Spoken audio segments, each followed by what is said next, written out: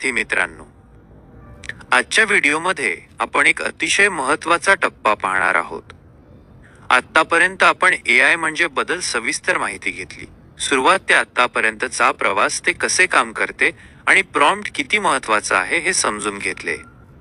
आता पुढचा नैसर्गिक प्रश्न असा असतो की प्रत्यक्षात AI वापरायची तर कोणकोणती साधने उपलब्ध आहेत.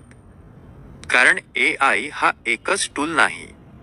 AI म्हणजे वेगवेगळ्या कामांसाठी तयार केलेली अनेक टूल्सचे जग आहे. आज आपण याच काही AI टूल्सची ओळख करून घेणार आहोत. आणि ही ओळख फक्त नावापुरती नाही, तर प्रत्यक्ष आयुष्यात, ऑफिसमध्ये, शिक्षणात, कंटेंट क्रिएशनमध्ये आणि रोजच्या कामात ही टूल्स कशी उपयोगी पडतात हेही समजून घेणार आहोत. सगळ्यात आधी आपण टेक्स्ट AI पासून सुरुवात करूया. Text AI. टेक्स्ट AI म्हणजे असे AI टूल्स जे माणसासारखा मजकूर समजतात आणि माणसासारखाच मजकूर तयार करतात. तुम्ही प्रश्न विचारता, तुम्ही सूचना देता, आणि हे AI तुम्हाला उत्तर, लेख, ईमेल, रिपोर्ट किंवा अगदी कोड सुद्धा तयार करून देतात. सध्या जगात सगळ्यात जास्त वापरला जाणारा टेक्स्ट AI म्हणजे ChatGPT.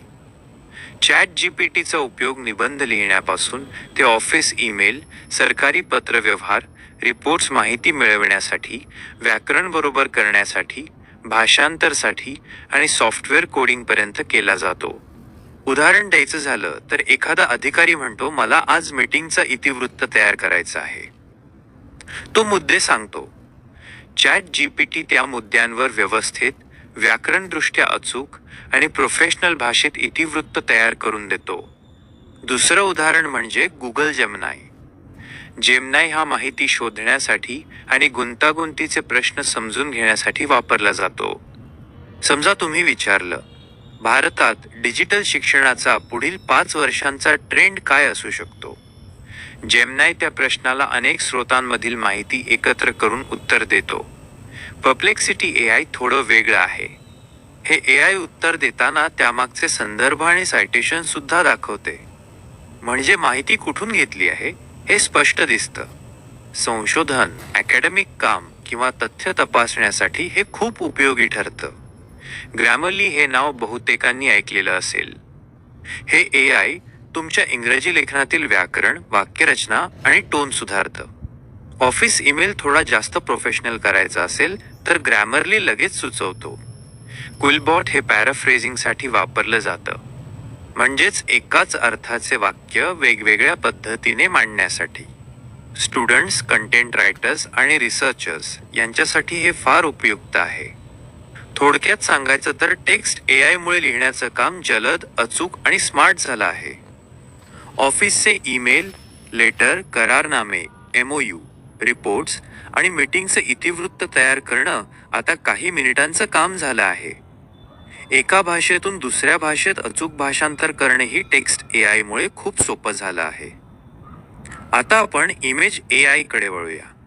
इमेज AI म्हणजे तुमच्या शब्दांवरून चित्र तयार करणारा AI. तुम्ही फक्त वर्णन देता आणि AI त्या वर्णनावर आधारित हुबेहूब चित्र किंवा फोटो तयार करतो. हे ऐकायला जादूसारखं वाटतं, पण ही जादू प्रत्यक्षात वापरात आहे. मिजर्नी हे इमेज AI मध्ये खूप प्रसिद्ध आहे. हे अत्यंत उच्च दर्जाची आणि वास्तववादी चित्र तयार करतं. अनेक आर्टिस्ट, डिझायनर्स आणि कंटेंट क्रिएटर्स मिडजर्नी वापरतात. DALL-E 3 हे OpenAI कडचं इमेज टूल आहे. कल्पनेतील कोणत्याही दृश्याचं फोटोसारखं चित्र तयार करण्याची क्षमता यात आहे. उदाहरणार्थ, एक ग्रामीण शाळा, डिजिटल बोर्ड आणि शिकणारी मुलं असं वर्णन दिलं तर ते दृश्य प्रत्यक्ष फोटोसारखं तयार होतं. अडोब फायरफ्लाय हे फोटो एडिटिंगसाठी खूप उपयुक्त आहे. फोटोंमध्ये नवीन भाग जोडणं, जुना भाग काढणं किंवा पार्श्वभूमी बदलणं हे सगळं सोपं होतं. कॅनव्हा मॅजिक डिझाईन हे डिझाईन न कळणाऱ्या लोकांसाठी वरदान आहे. पोस्टर्स, सोशल मीडिया ग्राफिक्स आणि प्रेझेंटेशन स्लाइड्स आपोआप तयार होतात. स्टेबल डिफ्युजन हे थोडं ॲडव्हान्स टूल आहे. यामध्ये स्वतःचं मॉडेल ट्रेन करून विशिष्ट प्रकारची चित्र तयार करता येतात.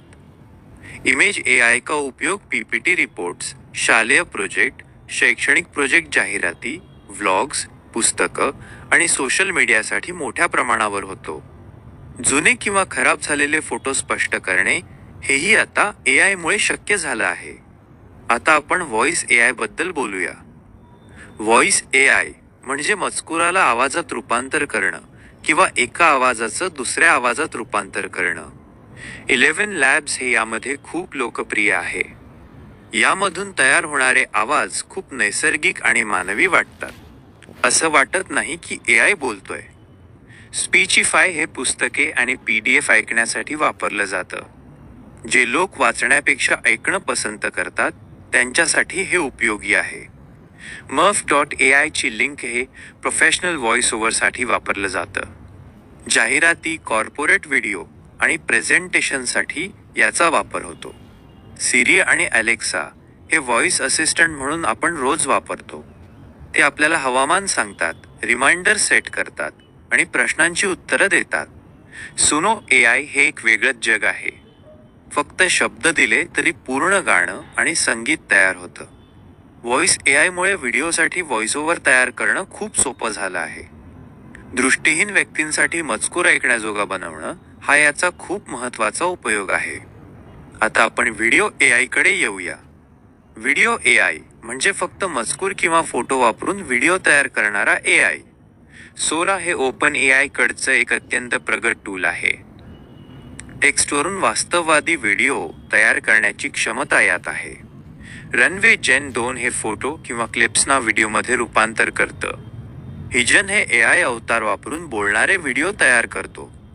पिका लॅब्स साध्या ॲनिमेशन पासून सिनेमॅटिक व्हिडिओ तयार करतं. पिक्ट्री हे व्लॉग पोस्टचे छोट्या व्हिडिओमध्ये रूपांतर करतं. यूट्यूब, इंस्टाग्राम, मार्केटिंग आणि जाहिरातींसाठी व्हिडिओ एआय खूप उपयुक्त आहे. शेवटी आपण फ्री आणि पेड एआय टूल्स बद्दल बोलूया. बऱ्याच एआय टूल्सची फ्री आवृत्ती उपलब्ध असते, पण त्यामध्ये मर्यादा असतात. जसं की कमी वापर, कमी क्वालिटी किंवा वॉटरमार्क. पेड टूल्समध्ये जास्त फीचर्स, जास्त स्पीड आणि प्रोफेशनल आउटपुट मिळतो. सुरुवातीला फ्री टूल्स वापरून शिकणं हा सगळ्यात चांगला मार्ग आहे. नंतर गरजेनुसार पेड टूल्स घ्यावीत. महत्त्वाचं म्हणजे टूल कोणता आहे यापेक्षा ते योग्य पद्धतीने वापरणं जास्त महत्त्वाचं आहे. एआय तुमचं काम घेणार नाही. एआय वापरणारा माणूस तुमचं काम घेईल. हे लक्षात ठेवा. पुढच्या व्हिडिओमध्ये आपण पाहणार आहोत की हे सगळे एआय टूल्स प्रत्यक्षात कसे वापरायचे, म्हणजेच यांचा प्रॅक्टिकल यूज वेगवेगळ्या भूमिका म्हणजे रोलमधून कसे वापरायचे ते पाहू. जसे विद्यार्थी एआय कसा वापरू शकतात, शिक्षक अपॉन प्रोफेसर एआय कसा वापरू शकतात, ऑफिस आणि ॲडमिन कामासाठी एआयचा वापर, गव्हर्नमेंट युनिव्हर्सिटी कामात एआय. तोपर्यंत एआयचा जास्त वापर करा, यात वेगवेगळ्या संधी शोधा, एआयचा सराव करा, नवनवीन गोष्टी जाणून घ्या आणि म्हणून आपल्या चॅनलवर व्हिजिट करत राहा. हा व्हिडिओ शेवटपर्यंत ऐकल्याबद्दल धन्यवाद. तुमचे प्रश्न, मत, अनुभव कमेंटमध्ये नोंदवा. व्हिडिओ नक्कीच आवडला असेल म्हणून लाईक करा, शेअर करा आणि चॅनलला सबस्क्राईब करा. आता आपण लवकरच पुढील व्हिडिओमध्ये पुन्हा भेटूया. तोपर्यंत शिकत राहा, प्रश्न विचारत राहा आणि भविष्यासाठी स्वतःला तयार ठेवा.